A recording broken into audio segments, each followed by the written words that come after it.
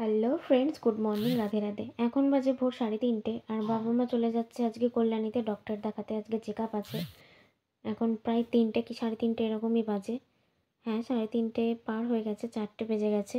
আর এইমাত্র বাবা বেরিয়ে যাবে। বোন ঘুমিয়েছিল, আমি ঘুমিয়েছিলাম, বোন তো এখনও ঘুমোচ্ছে। আমি উঠেছিলাম, উঠে একটু এগিয়ে দিচ্ছিলাম বাবা মাকে। বাবা মা কিন্তু রেডি হয়ে গেছে। আর আজকে সম্পূর্ণ ব্লগটা কিন্তু মা বাবাই করেছে। তোমাদের সম্পূর্ণ হসপিটালের ভিডিওটা আজকে বাবা মাই করেছে। আজকে বাড়িতে আমার কাছে ফোন ছিল না, মা নিয়ে গিয়েছিল আজকে মার সাথে কল্যাণীতে ফোন।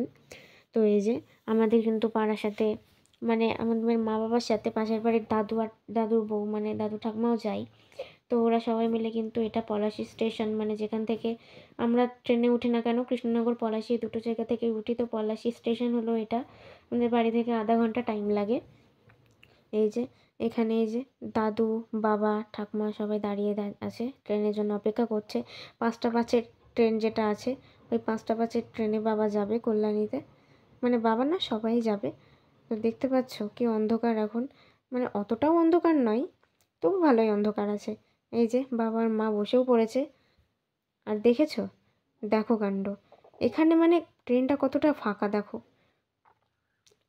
মানে খুবই ফাঁকা ট্রেনটা। আর কাণ্ড দেখেছো, মানে ফাঁকা ট্রেনেও দড়ি ব্যাগ এইসব দিয়ে জায়গা ধরে রেখেছে।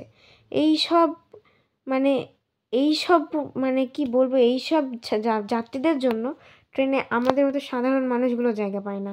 মানে তারা নিজেরাও বসে না, এদিকে জায়গাতে কাউকে বসতেও দেয় না। এইসব মানুষদের জ্বালায় সত্যি যাতায়াত করাই যায় না। তো এখানে দেখো হসপিটালে পৌঁছেও গেছি। আর এটা হচ্ছে মহিলাদের লাইন টিকিট কাটার, আর ওই সাইডেরটা বাবা যেখানে দাঁড়িয়েছিল ওটা হলো পুরুষদের লাইন। তো মহিলা পুরুষ দুটোই আলাদা। আর প্রচণ্ড পরিমাণে আজকে ভিড় হসপিটালে, মানে প্রচণ্ডই ভিড়, খুবই ভিড় ছিল। আমিও 2-3বার গেছি কল্যাণীতে ডক্টর দেখাতে, এখন আর যায় না, এখন আমার প্রবলেমটা ভালো হয়ে গেছে তার জন্য আর যায় না। তো এই যে দেখো ভিড় কাটিয়ে উঠে এই সাইডে হলো সিঁড়ি, মানে ফার্স্ট ফ্লোর, ওইটা দিয়ে ফার্স্ট ফ্লোরে যেতে হয়। আর এই সাইড দিয়ে এখন মায়ের বিভাগে চলে যাবে, মানে মায়ের যেহেতু হাড়ের ডাক্তার দেখাবে কোমরের, তো মা সেই দিকেই চলে যাবে। এই যে আর হসপিটালটা কিন্তু ভীষণই বড়। কোন গলির মধ্যে দিয়ে ঢুকবো আর কোন গলিতে যে গিয়ে উঠবো কিছুই বোঝা যায় না, এত অলিগলি হসপিটাল। মানে একদিকে যদি ছেড়ে দেওয়া হয়, তাকে যদি বলা হয় অন্য একটা গেটে যেতে, সে পারবে না, সে সত্যি হারিয়ে যাবে ওই হসপিটালের মধ্যে। এত বড় এরিয়া, বাট হসপিটালটা পুরোটাই আমার ঘুরে দেখা, আমি দেখেছি। আর এই যে এটা হলো ডাক্তারের চেম্বার। ডাক্তার এখনও এসে পৌঁছায়নি, মা ওয়েট করছিল ডক্টরের জন্য। ডক্টরের ভিডিওটা তোমাদের করা হয়নি। আর সরকারি হসপিটালে ডক্টর দেখানো কী পরিমাণ যে কষ্ট হয় গাইস, সেটা আমিই জানি একমাত্র। আমি না, যারা সরকারি হসপিটালে ডাক্তার দেখায় তারাই জানে। যত এখানে বিনামূল্যে চিকিৎসা হোক না কেন, কিন্তু এখানে যাতায়াত করা যে এত বড় প্রবলেম কি বলবো।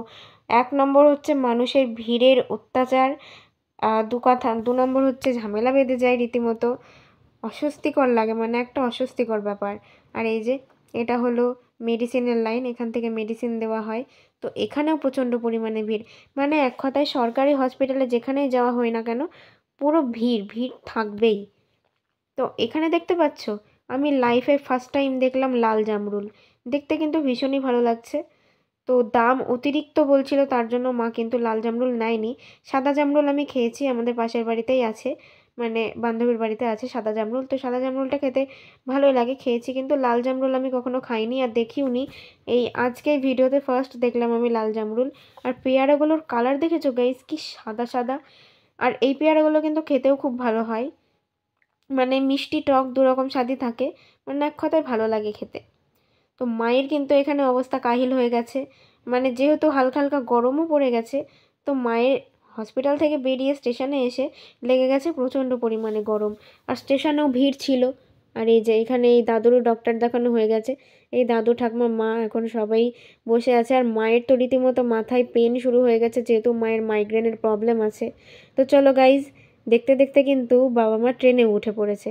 আর আজকের ভিডিওটা কেমন লাগলো অবশ্যই কিন্তু তোমরা জানাবে গাইজ, কারণ আজকের ভিডিওটা বাবা মা অনেক কষ্ট করে তোমাদেরকে কল্যাণী থেকে ঘুরে এনে দেখিয়েছে, মানে ডক্টর দেখাতে গিয়েও দেখিয়ে এনেছে, শত কষ্ট করেছে আজকে তোমাদের জন্য। তো তোমরা বাবা মার জন্য একটু তো শেয়ার করেই দিতে পারো ভিডিওটা, কমেন্টও অবশ্যই করে দিও। এই যে মায়ের এতই মাথা ব্যথা করছে, দেখো রীতিমতো ওখানে হিলাম দিয়ে দাঁড়িয়েছে।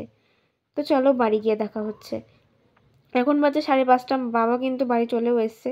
তো আমরা তো হসপিটাল থেকে এসে সরাসরি ঘরে উঠি না, স্নান টান করে এখন উঠবো। তো গাইস, দেখতেই পেলে আজকে বাবা মা কত কষ্ট করে তোমাদের জন্য ব্লগটা করে এনেছে। তোমরা প্লিজ ব্লগটা শেয়ার করে দিও অ্যান্ড বেশি বেশি করে কমেন্ট করো। সো আমারও প্রচণ্ড শরীরটা খারাপ কালকে রাত থেকেই।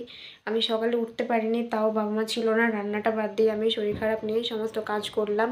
মানে প্রচণ্ড পরিমাণে পেটের ব্যথা, অ্যাকচুয়ালি একটা প্রবলেম হয়েছে, সেটা তোমরা সবাই জানো, গার্লস প্রবলেম।